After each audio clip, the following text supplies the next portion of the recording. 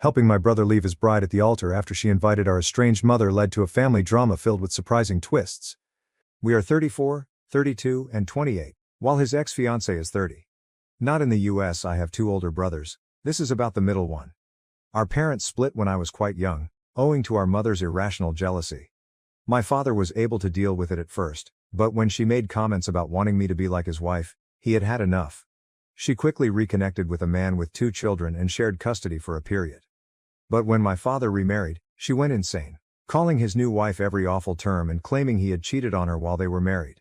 I was always closer to my brothers and father than my mother, who was always harsh to me. Long story short, my stepmother died in a horrific car accident and my father contacted her in the middle of the night to tell her he would pick us up earlier so we could attend the burial. She chose to take us on a nice trip instead to commemorate something. It was the happiest we had ever seen her, and when we understood what had happened and began crying, she informed us that only useless people cry for prostitutes. Needless to say, things escalated, and my father requested full custody with visitation privileges for her. He always kept the lines of communication open and paid for us to see her after she moved away, but it was still really unpleasant. We began reducing contact with her as soon as we turned 18. We last saw her at my high school graduation, where she made it a point to tell everyone that we were ungrateful kids, and her husband also called us names. We have remained no contact, NC, since then. My brother Sam began dating his ex 3 years ago. She had heard all of the stories and reasons we were NC, but she thought we were being theatrical. They had many disagreements because of her ideas, but she ultimately appeared to abandon the "you need to reconcile with your mother" crusade. Throughout the wedding preparation process, there was no sign that anything was incorrect or suspicious. Then, on the wedding day, we arrived at the church and saw our mother, her husband, and 2 children sitting in the front row. I instantly panicked and contacted my brothers. Sam suspected she had found out and wanted to crash the wedding, so he called his ex to tell her of the potential turmoil. She assured him that everything was fine because she had invited them. Sam hung up and asked me to go fetch him while our older brother handled things at the church. We went home and barricaded ourselves, even while his ex, her family, friends, and others attempted to reason with him. Mom's spouse even called to say he had always known we were useless. Now that the dust has settled, the majority of Sam's friends and family support him. Our father's ex-in-laws have already threatened to sue for the money they paid for the wedding if Sam does not marry her, but Sam says he would rather repay them than marry someone who has betrayed him. Our nuclear family wholeheartedly supports Sam, but the blowback has been massive. Edit. You just reassured us all, so thank you. Some have asked, and she hasn't apologized. She also texted my oldest brother Joe, saying she felt inviting our mother would be a nice wedding gift for Sam because she values family. My father purchased them a house as a wedding present, but only Sam is on the paperwork. She had keys for when they moved in, but we only got the locks changed today. Joe and other cousins are relocating Sam's belongings from her apartment this week. We aren't concerned about being sued, but we will consult a lawyer just in case. We also learned that Mom and her family are still in town, but because we're all staying at our childhood home for a few days, we don't mind. My father is saddened that Sam is heartbroken, but he is doing his best to cheer him up, along with my boyfriend and sister-in-law. I had to deactivate my social media accounts because I was receiving abusive remarks and messages, but the more people hear about why Sam fled, the less messages I receive. I am still sorry that she was humiliated, but my brother comes first. Edit 2. I questioned Joe about the aftermath at the church, and it was precisely what I imagined. He claims he stood up in front of everyone and informed them Sam wasn't coming and that they should go home. All presents delivered to our side of the family will be promptly returned. The ex was still outside the church when someone from her family notified her. And she began yelling and wailing, constantly contacting Sam. Mom tried to speak with Joe, but he didn't even glance at her. When she couldn't obtain a reaction from him, she burst into tears, lamenting how cruel we are to her.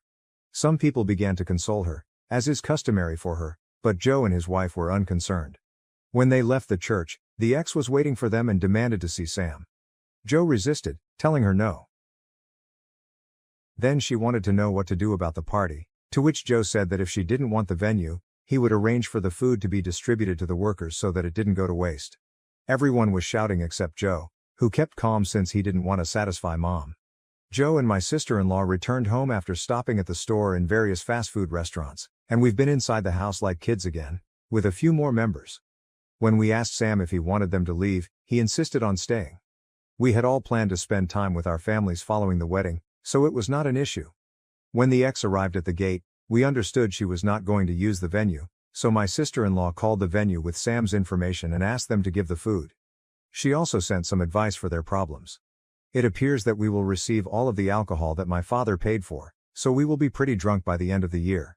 A few people messaged me, asking why our father ever married our mother. The answer is simple: he adored her and felt she was the nicest person imaginable. It turned out she wasn't, but she knew no one else, except possibly her unpleasant husband, would marry her unless she seemed to be kind. Dad even considered staying with her until we were grown-ups, but her condition worsened. She used to be really sweet, and he thought she was changing, but she would then revert back. As for my ex-sister-in-law, we have no doubt she feels our mother is a nice person with ungrateful children, since she can be incredibly charming. Some individuals find it amusing to make fun of others as long as it is not directed at them, but this does not excuse what she did. Sam's only explanation was to his boss, who attended the wedding. His boss was quite kind and surprised by what our mother put us through, given how well adjusted and happy we appear. Our father stated it was a shock for all of us, and he told Sam to stay home for as long as he needed. Sam is returning home for the time being. I showed the post to my family, who were affected by your thoughtfulness. Sam wants you to know that his ex-fiancée did not exhibit any alarming behaviors, and he honestly believes she understood his upbringing. He agreed to meet with her and her parents today, but only if it was at our house, where we could support him. It will be an interesting visit. Update: Sam lost some money, but it will not affect him. Her parents paid for her outfit, a very beautiful cake, and a portion of the honeymoon. His ex wasn't the most popular in-law, but we believe she adored Sam. We don't have any touch with Mom's side. Joe used to communicate with our grandmother, but after his wedding, another disaster, he cut her off too. Mom's statements about me wanting to be the wife stemmed from her idea that we shouldn't have daddy-daughter days. However, there were also Daddy Joe and Daddy Sam days. Dad constantly attempted to spend time with us, both individually and as a group. She's just unwell. We don't advertise our childhood, so when others inquire about our parents, the typical response is, "It's just my dad." Or, "It's just my siblings and my dad." Most people assume Mom is deceased, avoiding the unpleasant question about why we don't speak to her. Mom's stepchildren are both male and in their early 30s. Our father now has a long-term girlfriend, and we really enjoy her. She's been doing her own thing over the last 3 days, but she says we have her full support.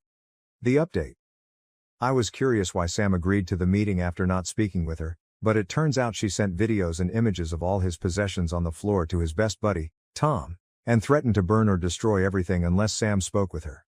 Tom went to see Sam and told him what had transpired. They advised her that they needed entry to the flat before anything could happen. Tom, Joe, a few cousins, and my boyfriend went over to pack Sam's clothes, devices, and crucial documentation. Sam joked that they were the fastest moving staff he'd ever witnessed. The meeting, for lack of a better term, was absurd. She arrived with her parents and sisters and attempted to speak to Sam alone, but when he refused, she simply began chatting. Not once did she apologize. She stated it was not her fault that we don't appreciate the value of a true family and were trained to despise mothers. She stated that her main purpose was to teach Sam to value mothers because she was terrified he would take her children from her, as he had been taught to do. Sam said nothing until she called our family a cult and humiliated our father. As you might expect, this is a sore subject for all of us, and we won't let anyone insult our father. Sam went off on her, calling her a disgusting liar, stating he was horrified that he had ever held her hand, and thanking the world that I am always early to everything. He informed her that sticking with a dishonest husband, like her mother did, is not anything to be proud of. He claimed she had merely pretended to be kind so that he would marry her. He then detailed all of the small faults he had overlooked because he sincerely loved her, or at least who he believed she was. Sam stated that he would never forgive her for the suffering she caused his siblings, but he did not hate her because she did not deserve so much of his attention. He concluded by saying she had had enough time to straighten things up and that because she acted like the victim, he would make sure everyone understood why he didn't attend the wedding. It was horrible, but it was therapeutic and important for Sam. Her parents said nothing but were clearly embarrassed. She cried, and her sisters attempted to defend her and their parents' relationship, expecting us to argue back, but we did not. Sam then told his ex-fiancée's father, Phil, that he could sue if he wanted, but that doing so would expose all of his family's dirty laundry to the world, which he doubted Phil would want to see. Amazingly, Phil continued to urge that Sam should try to make amends and marry his ex since they're not getting any younger, and all families fight. I have never rolled my eyes harder. The remainder of the meeting was spent on logistics, returning wedding gifts, ceasing harassment from their relatives, canceling the honeymoon, and changing the locks. Sam's ex was crying and attempting to talk to him, but Sam was all business and didn't want anything from her. He only answered directly when she mentioned keeping the engagement ring, even though no one had requested it. Later, when the booze arrived, our mother and husband crept through the gate when it opened. She said she just wanted to talk to her baby boys. My father requested her to go, but she insisted that he had raised us incorrectly and that we had embarrassed her with our actions. She couldn't believe we were such bad people, and suggested we make amends with her because we clearly lacked maternal love. She got it right, and the outcome was pathetic. Joe walked outside and ordered her to go since the cops were on their way. She took advantage of the chance to cry because it was Joe's first conversation with her in roughly 10 years. She tried to persuade him to join her and her husband for dinner, but Joe simply urged her to go and stated that the only thing he wanted to hear about her was when her burial was, so he could rejoice. Mom cried hysterically, while her husband screamed, demanding an explanation and even threatening to strike Joe. My father and Joe went back inside and left them at the gate until we noticed they had finally left. Then we closed the gate. Some people struggle to comprehend why we behave the way we do, yet what I've said about our mother is only the tip of the iceberg. Dad wasn't very proud of what Joe said, but he saw that Joe needed to express himself and was speaking on behalf of all of us. Maybe this makes us awful people, but we really don't want to see her again. We will all have family therapy sessions in addition to individual ones. Sam no longer wants the house, but Dad advises him to take things slowly, with the first step being to mend his heart. We've been watching horror movie marathons, with a few Disney oldies thrown in, and we've even created a drama bingo game with all of the possible outcomes. I suppose we are dramatic after all.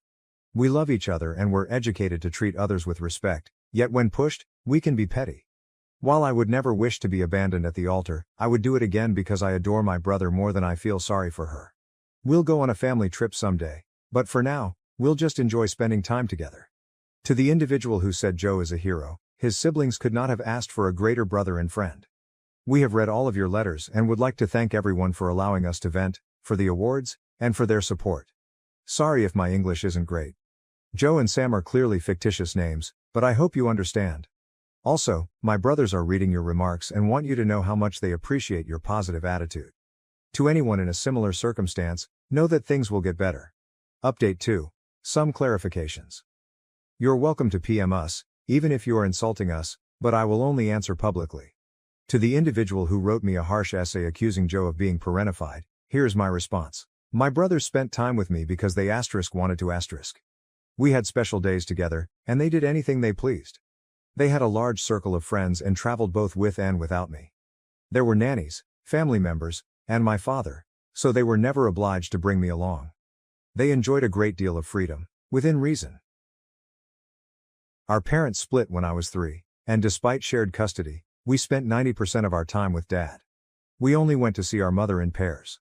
Joe and Sam only paid her visits once she turned 18, and I had to accompany them because they didn't want me alone. We've all been in therapy for a while, but now we're having extra sessions because we saw our mother again. Joe was the only one to interact with her. We also know how to defend ourselves. Joe confronted our mother on his own. We did not ask him to do so. Why didn't my dad accompany Joe to church? Because Sam begged our father to go home, we didn't think he needed to visit our mother again, even though he had to speak with her later. Sam has cried. He is not a monster. He is simply heartbroken. He believed he could spend the rest of his life with Daniela, that he was a good judge of character, and that he would never have to face our mother again. There are many emotions, but because of our upbringing, we've gotten quite skilled at controlling our feelings with people we don't trust or like. We learned this survival ability as a result of how we were treated.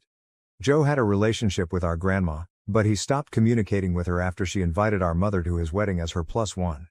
The location did not host any religious ceremonies, and security had a no-entry list. Joe sent Grandma a note and never spoke with her again.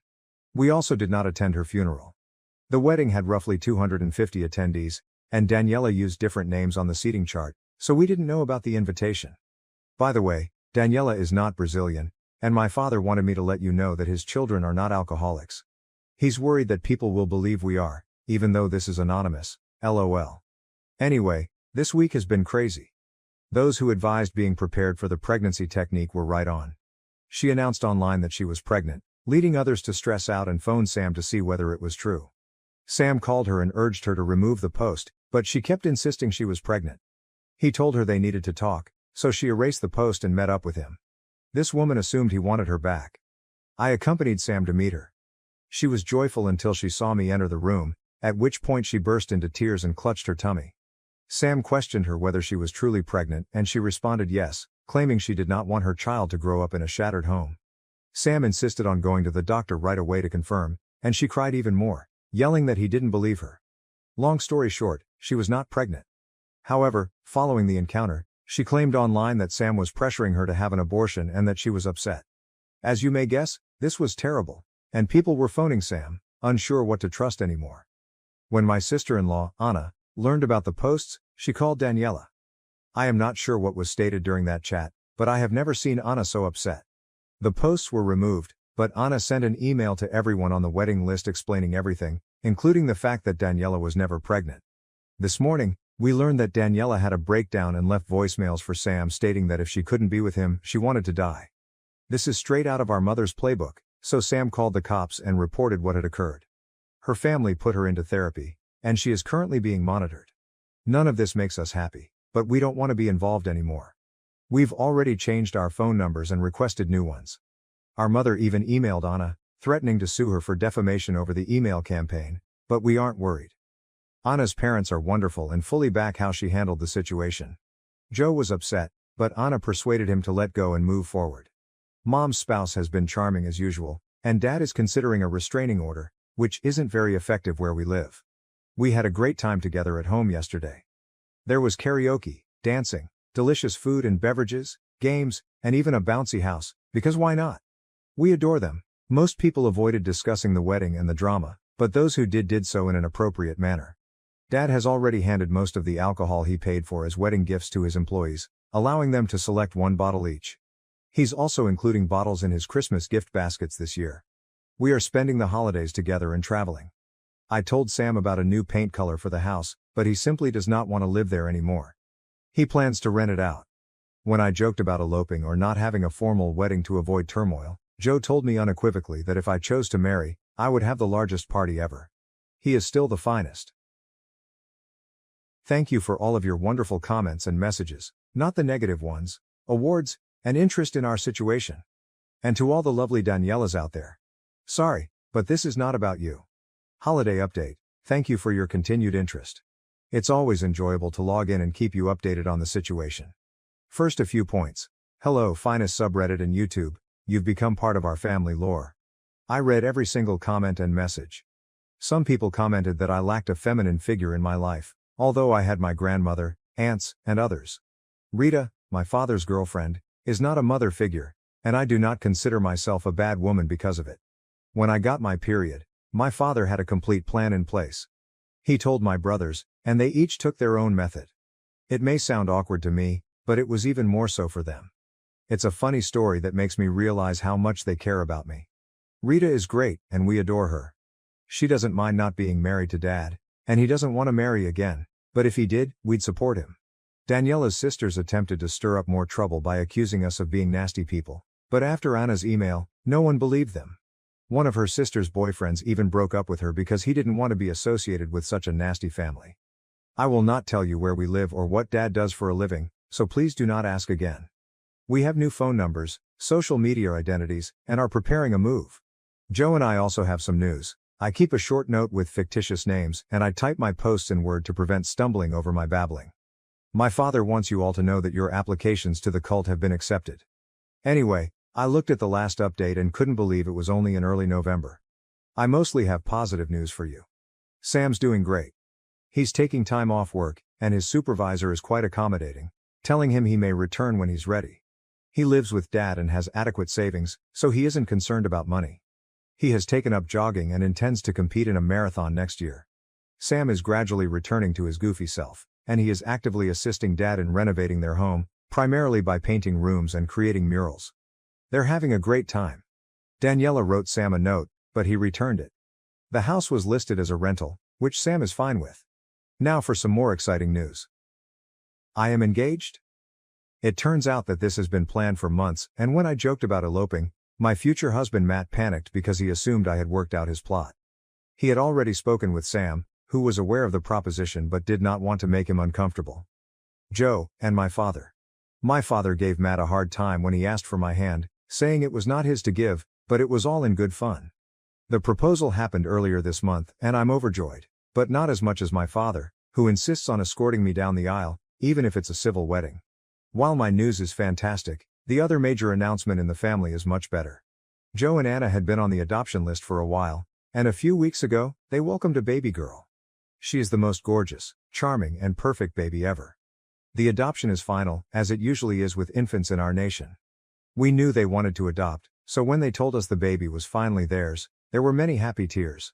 Dad is in full grandpa mode, and despite some difficult circumstances this year, this is by far the nicest thing that has happened to our family. Unfortunately, our mother learned about the baby and requested to meet her. She has been served with our version of a restraining order, and we are determined to keep her from seeing the baby if at all possible. These are the negative news updates. Because of the new COVID version, we decided to stay at home for the holidays and hold a little Christmas celebration to welcome the baby and commemorate our engagement. Joe and his wife were unable to attend in person because the baby was too young, but they participated via Zoom. We also agreed to give Sam some stupid gifts, like Julia Roberts t-shirts and mugs, because he's the family's runaway bride.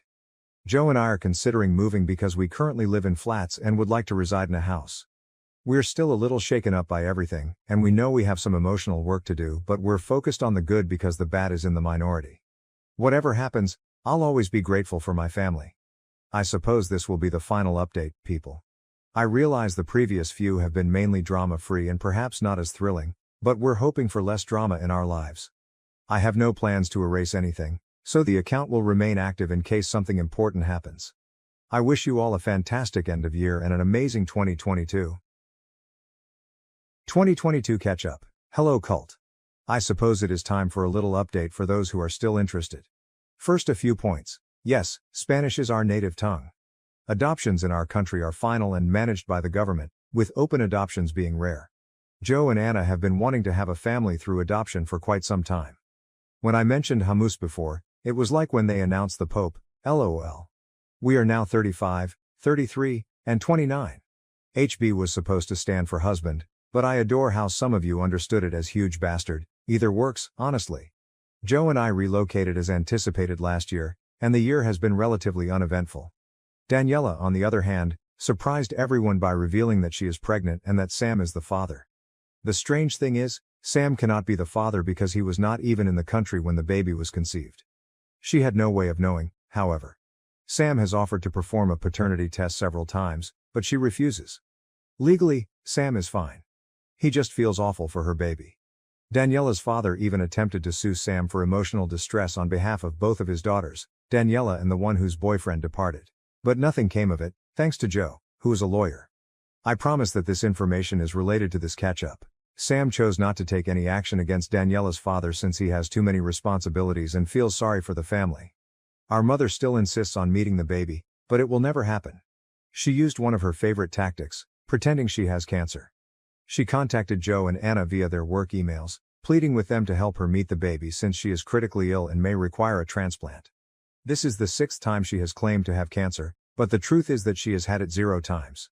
She enjoys the attention, sorrow, and drama that evil individuals bring forth in others. We never believed her, of course, but we didn't expect her to make a spectacle of herself by contacting Anna's mother via Facebook.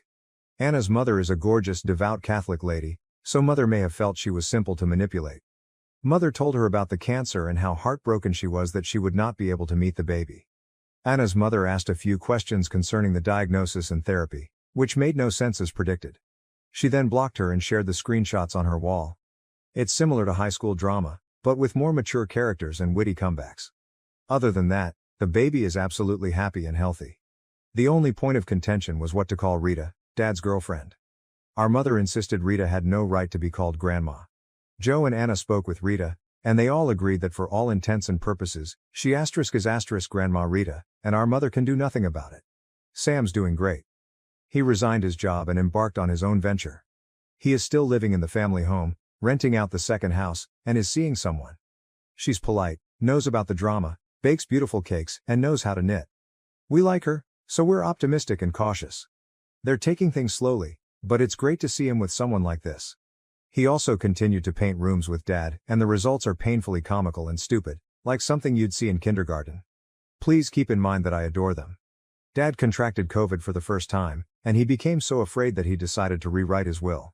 That's why Joe's profession is important. They wanted Sam and me to know about it after they were done. Everything Dad has is divided into 4 parts, 3 for his children and the remaining quarter for any grandkids. However, the family home will not be divided and will soon be transferred into my name. I was perplexed, but Joe and Dad reviewed it and decided I could have it, but only if Sam agreed. He did, and he's pleased with it. They didn't provide many explanations, other than that it was the correct thing to do. I believe it's partly because I'm the baby of the family, but that's fine. Joe acquired a house in the same neighborhood as our family home, so while we're not on the same block, we're close. Matt and I are no longer buying anything because I will be getting the house, which makes no sense. We relocated to the family home, which has been interesting yet enjoyable. Dad has started semi-retirement and is spending more time at Rita's, which benefits everyone. Sam, of course, can stay as long as he likes, but his murals must go, LOL. We're still engaged, happy, enjoying babysitting, and not pregnant. But we bought a kitten this spring. We're planning a wedding in December and couldn't have asked for a nicer year-ending celebration. So that is it, no drama, or at least not much drama. We're making progress and healing at a steady pace, which is exactly what we want. In case you're wondering why I'm posting now, one of us is a big admirer of the best of Redditor updates and reminded us of the posts. Anyway, hello from the cult, and we wish you everyone a fantastic final few months of 2022. 2023. Catch up, welcome to Reddit. First, as tradition dictates, we now have 2 cats. Sam moved in with his girlfriend, and we're so glad he's happy again. Dad has semi-moved in with Rita, which has been heartbreaking, but we remain cheerful and supportive of one another. Let us start with the negative news. It turns out that there was cancer on our mother's side, but not hers. One of her stepchildren got it and died earlier this year. She's milking it for all it's worth, and we're furious with her as always. While we sympathize with her loss, we will not change our no-contact, NC policy with her and her entire family. Daniela had her kid, a very lovely boy who is clearly not Sam's, not that we ever doubted it. She tried to get him to acknowledge the baby and sign some paperwork, but he refused, and after the paternity test, there was nothing she could do. She lost it when she found out Sam was genuinely dating, and it only got worse when he moved in with his girlfriend. She still feels he is the one for her and is focused on that notion. She even attempted to cyberbully the GF, but this woman is composed of something different. Oh, and the father of her child is a married co-worker in his 50s, which is a whole other story, but not ours to handle. Sam moved in with his girlfriend, and he's still in therapy, as we all are, but he's doing much better. His girlfriend is highly well liked and adored by the family. She understands all that has transpired and has blended seamlessly. Sam is doing well in other areas too and has already completed his first marathon. The timing wasn't ideal, but he did it. Joe, Anna and the baby are all quite pleased. They are still on the list to adopt because they want to have at least one more child. I also wanted to explain that in my country, adoptions are not handled via agencies. You're put on a list after certain tests and interviews to determine whether you're a good candidate, and when a match is made, you get the baby. That baby is yours, and that's it. I understand that this may sound ambiguous, but keep in mind that we are not from the United States, and things differ from country to country. Aside from that, she is simply the best baby ever. I may be biased, but she truly is. Baby is also frequently told no, since we all believe she shouldn't be spoiled, or at least not too spoiled. She has a room at our house and a playpen at Sam's because they are still seeking for a permanent residence, and Sam and his girlfriend work from home. Dad is currently living with Rita. They are really pleased and have lately done a few of excursions. They like being grandparents and are very hands-on. They now claim to have 3 grandbabies, because the cats occasionally visit their home. It's hilarious because my father wasn't initially enthusiastic about getting cats, but now he takes photos of all his babies and prints the finest ones because that's what he's accustomed to. He shares progress reports with his pals, and they often wonder if he's talking about the cats or the baby because he's so enthusiastic about everything they do. In my perspective, he gets kids far too many toys, but apparently that is what grandfathers do, LOL. We were married in December. My father led me down the aisle, despite the fact that we did some unconventional things for our nation. Joe was Matt's best man, while Sam was my best maid. He insisted on being referred to as Julio throughout the wedding planning process. Our mother tried to attend the wedding. She even tried to persuade Anna's mother to help her, but Anna's mother said nothing. Some of mother's relatives thought it was undignified, not sure if that's the correct term, to have Rita there instead of my own mother, but I believe it's horrible to condone her actions. To each their own. We had a great time, and it was not stressful at all. Nobody fled, yelled out in grief, or attempted to cause a scene. We're rebuilding a portion of the house to make it more ours, and moving out of my childhood bedroom, but so far, everything is going well for the cult. Sam received fewer Julia Roberts-themed gifts this year, but he proudly wears his t-shirts all year long. Finally, Sam's girlfriend has approached us about proposing to him when the time is perfect, so who knows, maybe this time he'll make it to the altar.